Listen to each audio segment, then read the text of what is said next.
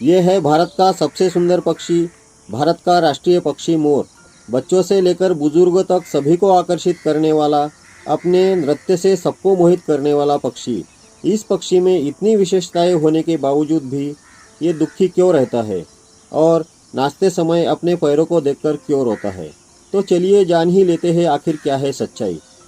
नमस्कार दोस्तों, मैं हूँ डॉक्टर भास्कर और आप देख रहे हैं हमारा यूट्यूब चैनल सर्पमित्र डॉक्टर भास्कर।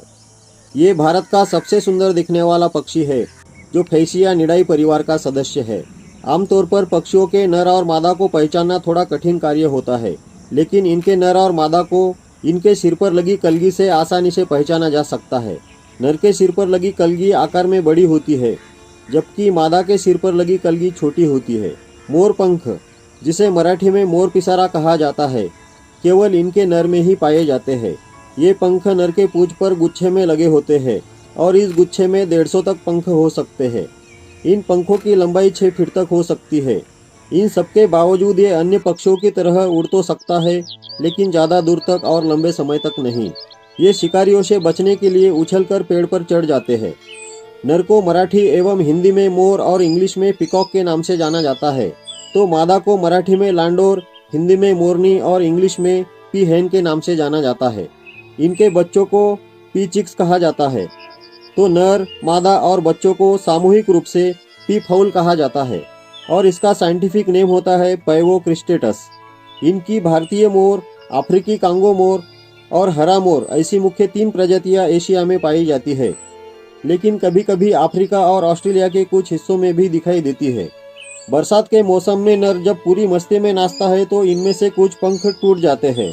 साल में एक बार अगस्त के महीने में इसके सभी पंख झड़ जाते हैं और ग्रीष्म काल के आने से पहले फिर से नए पंख निकल आते हैं।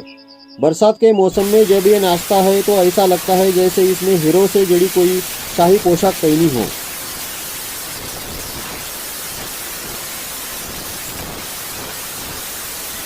कुदरत ने इसके सिर पर ताज जैसी कलगी का नायाब तोहफा दिया है, जिसके चलते इसे पक्षियों का राजा भी कहा जाता है।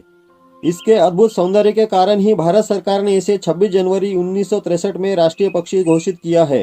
ये दूसरे पक्षियों की तरह रहने के लिए घोंसला नहीं बनाते, बल्कि खुले मैदानों, खेतों एवं जंगलों में वन्य पक्षी की तरह रहते हैं। इनकी औसतन उम्र 15 से 20 साल तक होती है और वजन 5 किलोग्राम तक होता है, लेकिन कुछ मोर 30 साल तक भी जीवित पाए गए हैं। ये मुख्य रूप से पौधे, फल, बीज, फूलों की पंखुड़ियाँ, चींटियाँ, कीड़े मकोड़े और टिड्डियों को अपना भोजन बनाते हैं, लेकिन अनाज इनका प्रिय भोजन है। हालांकि ये सर्वाहारी जीव है, मतलब किसी भी भोजन को खा सकता है, चाहे वह जानवर हो या पौधा। ये सांप जैसे रेप्टाइल्स, उभयचर, तितली, मक्खी, चूजे और चूहों को भी अपना भोजन बना लेते हैं। ये ज़्यादातर छोटे छोटे समूहों में रहना पसंद करते हैं, क्योंकि ये मिलनसार होने के साथ साथ शर्मीले भी होते हैं।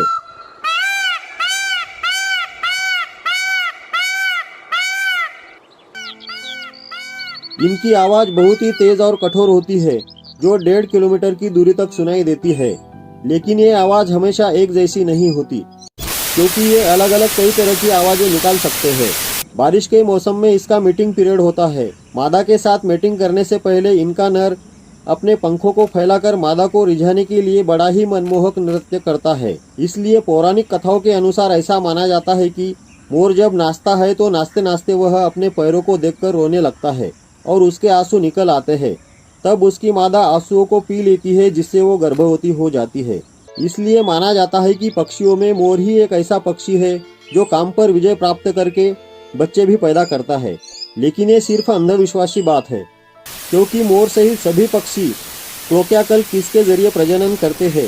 ये प्रजनन कैसे होता है जानने के लिए आप वीडियो का डिस्क्रिप्शन भी पढ़ सकते हैं। इनकी मादा एक समय में 5 से 6 अंडे देती है। ये ज़्यादातर दोपहर के समय में ही अंडे देना पसंद करती है, क्योंकि दूसरे शिकारी जीवों का ये आराम करने का समय होता है, जिनसे अंडों को कोई खतरा नहीं होता। मादा ज़्यादातर गड्ढों में ही अंडे देती है। इन अंडों से बच्चे बाहर निकलने में 25 से 30 दिन का समय लगता है। इन अंडों से बच्चे बाहर निकलने पर उनकी पूंछ नहीं होती। जब वे 3 साल के होते हैं तभी खूबसूरत दिखते हैं। इन बच्चों में भी 1 या 2 बच्चे ही युवावस्था तक जीवित रहते हैं, बाकी बिल्ली, कुत्ते और अन्य जानवरों का शिकार बनते हैं। ये भारत का राष्ट्रीय पक्षी होने के बावजूद ग्रामीण इलाकों में कुछ लोग इस जीव का शिकार कर इसे खा लेते हैं, जो बड़े दुख की बात है। इन सारी बातों पर रोक लगाना जरूरी है। जय हिंद।